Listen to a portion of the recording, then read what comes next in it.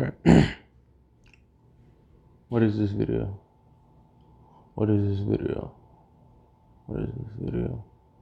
I don't know what part this is, but this is, I want to say, part 4. So what if Deku had the Shadow Clone Quirk? But before I even get on, bro, listen. Guys, where's the likes? Because I'm always getting these comments. Oh, this is good content. Oh, it's so great. It's so this. Where are the motherfucking likes at, my guys? Because I know it only takes less than a fucking second to throw down a like. Throw down the likes. Because it'll give me an accurate assessment of what video is more popular than other videos. And if you like the content, throw down the like so I'll know, hey, they like the content in general. Where are my motherfucking likes at likes the videos? Because I be getting 200 plus views and I only get like 10 likes. Where are my likes at? Where is it? Run the likes pockets. But enough of that bullshit. So we are gonna, let me see if I can finish this. Yeah, I should be able to, depending on how I tell the story. So we've already went through the Beast Forest. So we already got pretty much done with that, right? Now we're gonna get into the whole muscular, the villains being attacked. I mean, not villains, but the villains attacking and stuff.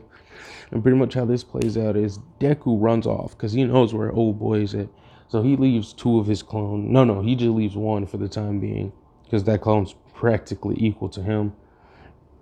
But that clone is mainly like a One for All Sage 4 clone. So that clone's there helping in the fight situation. I'll say they still damage her at first because everyone's caught off guard. But Deku goes to help out. I don't know what the kid's name is, but it goes to help out him. Him and Muscular, they throw hands, but the only difference is Deku uses Sage mode off the rip. And like he's just fighting, man. It's like he's just like, oh, okay. And so they throw hands, but I mean, to be fair, this fight isn't really much of a fight. It's just kind of Deku punching them. While he's fighting, one of Deku clones grab him and runs away. So basically, this happens similar to how it does in canon, but the only thing is where Deku was, he's all in those spots at once, basically. And so Todoroki, the dude with the Dark Shadow quirk, he doesn't go berserk nearly as fast because Deku comes down to help him out a lot sooner. So him and that dude with all those limbs, they don't get injured nearly as fast. I mean, nearly as much. He's not able to help some of the B students. He's only able to help his like proximity of classes. Momo is still able to put a tracker on the Nomu or whatever the thing was. Let's see here. They try to help Bakugo, and I would say, because I'm trying to think, because this Deku, he's dummy strong. So So what ended up happening is Deku does try to finish off the villain pretty fast, but like when he does try to go for it, actually no, that wouldn't even happen. Because you know how they got Bakugo and the bird guy, right? That wouldn't even happen because one of Deku's clones would be with him. So I'd say their mission would be basically a big failure, like 100% a big failure, because Deku's everywhere, so he's helping out with most of it. He brings a couple of clones to go help out Class B, some of his classmates, and the whole catastrophe is practically avoided. Muscular's captured. Dabi gets to dip out. The dude with the magic quirk, not magic quirk, but like the marble quirk, hold up.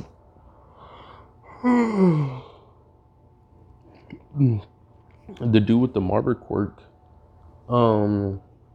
they all pretty much able to dip, but like that's it, because Deku's everywhere, and like each of his clones are pretty powerful, even if they're not like 100% him, or like has 100% power. If they don't, they can literally use one of their one of their sage modes, and immediately just overpower whoever he's fighting, or at least be strong enough to fight them off, if not beat them or kill them.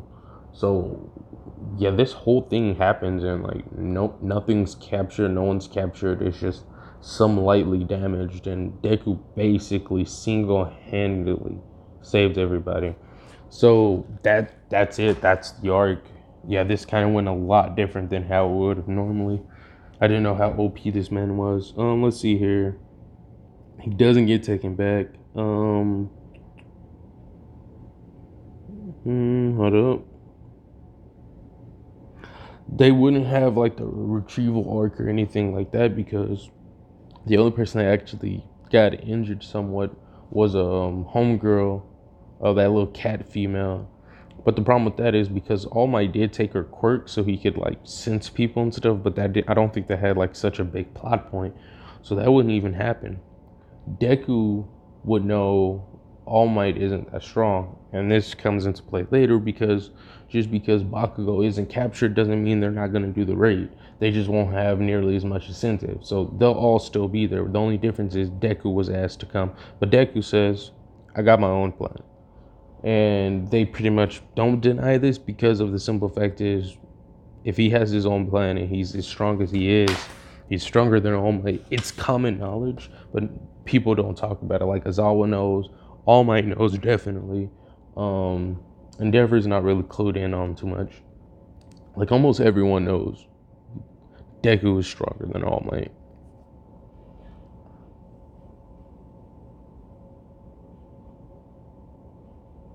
So yeah, we're pretty much at the end, boys. So now, what would happen originally is him and All for One, they would be fighting for a little bit while Deku's watching off in the distance to gauge All for One's strength. And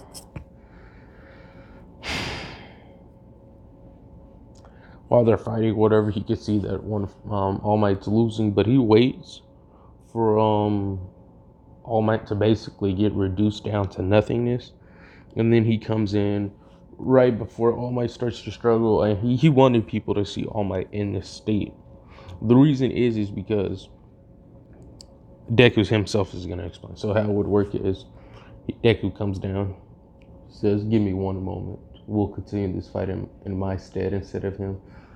He basically kicks All Might out of the way. He's doing this to be very malicious. Like, yes, he's being very malicious. He looks at the cameras and looks at the people. And everyone's kind of confused because they didn't really know he was invited. They just knew how strong he was.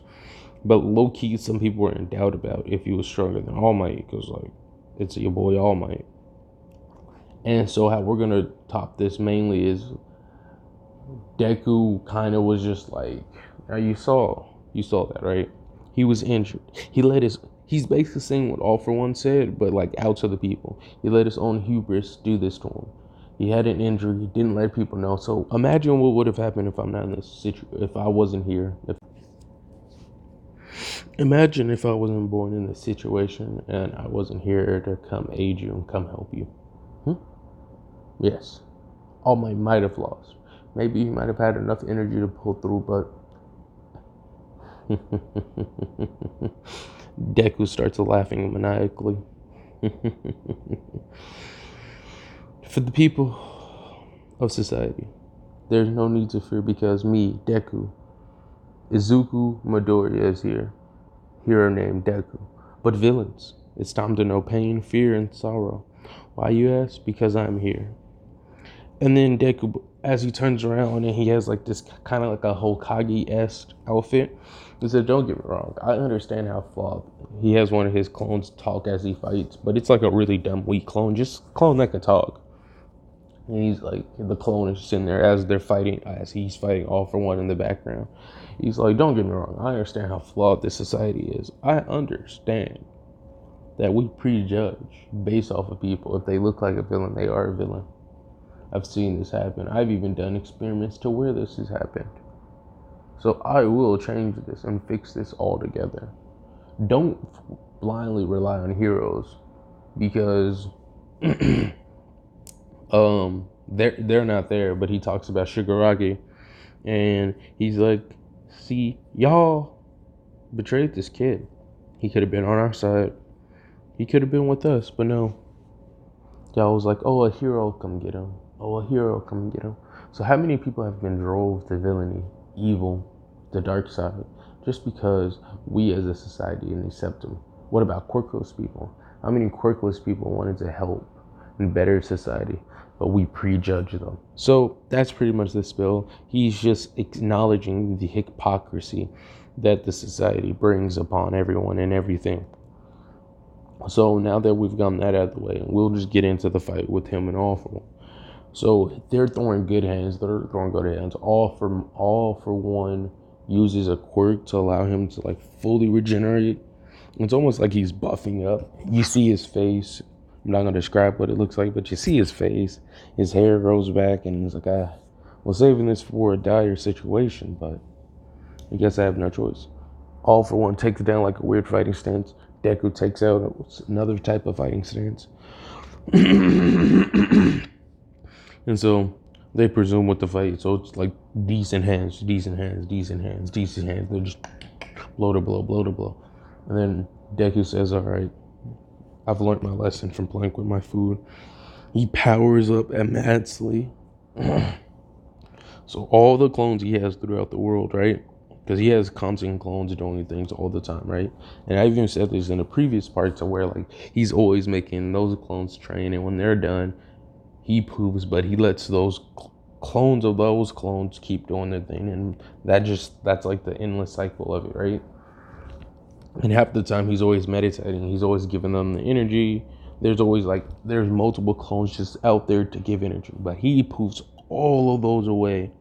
And it's really weird because throughout the whole world, it's just poof, poof, poof, poof, poof, poof, poof, poof, poof, poof. And it's like this weird alignment of smoke just entering Deku. Deku grows immensely. He gets a little bit buffer, a little bit taller, a little bit wiser. His hair grows back a little bit. It's almost like he's growing up, kind of like a mystic S. Like he's just fully like just bulked up and just. He looks like All Might, but not overly muscular. He looks fully developed. Like his abs are there, his biceps are there, his legs are fully muscular, and he's just like, yes. He puts his hand up. You can see it's like different colors because he's using multiple sage modes at once. He holds out to make a big, giant, infinite Rasengan. It's flames. It's flames. It's lava. It's lightning. It's water. It's everything. Goodbye, All For One. He teleports in an instant, and then he obliterates All For One. Everyone's like, did he kill him? Did he kill him? Oh my god, did he kill him?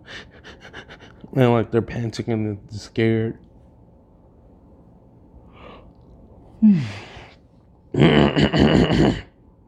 They're panicking and they're scared. They're just like, oh god, oh god, oh god.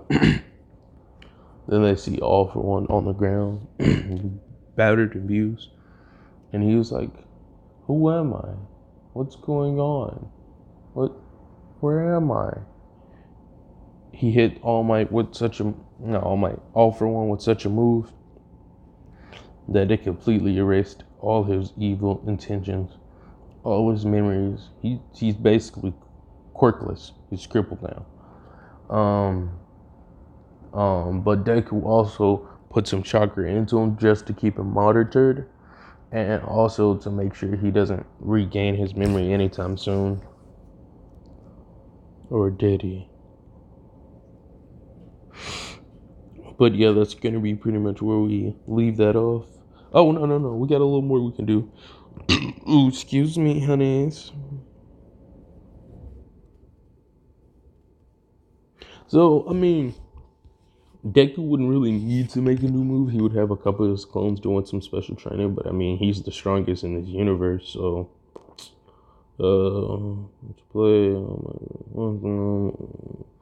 Then they would do the training, not the training, but they would do like the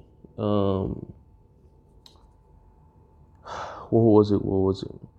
They would do the making the new moves. Deku wouldn't really need to. He would help people out actually. His clones would go around helping people out while Deku sleeps. because he doesn't nearly need to train nearly as much. But it's weird because he's always training, but he's not.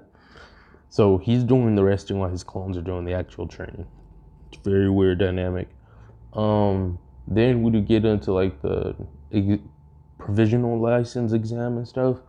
And he would not be nearly as malicious when it comes to this. He would have a clone go with pretty much everyone. And since he has a clone with Todoroki, Todoroki uses his moves in conjunction with Deku's moves. And since Deku's dummy strong, his clone's able to have dummy good resistance.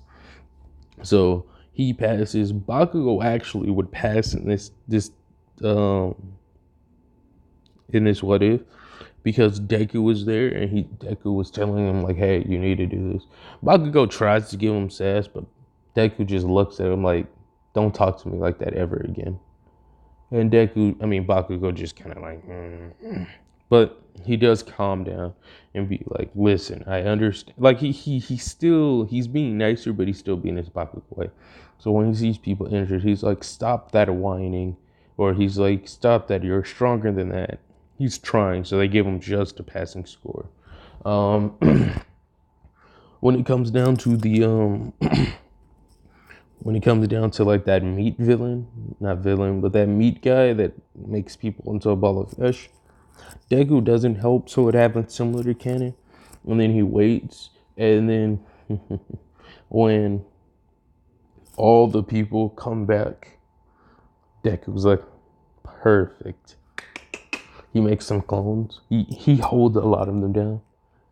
There y'all go. Let's go ahead and pass. All right. And his clones don't have the little beeper because there might be his clones, but they're not real. They're part of his quirk. Meanwhile, where the real Deku's at, everyone with him, passes a lot easier because all he does is anytime like too much is coming at him, he'll either push it away with some chakra or he'll use a lot of shadow clones to like grab it and stuff. Plus, his clones were always on his person, so like if there was a ball that's about to come, an arm would come out and just grab it, and that clone would just poof away.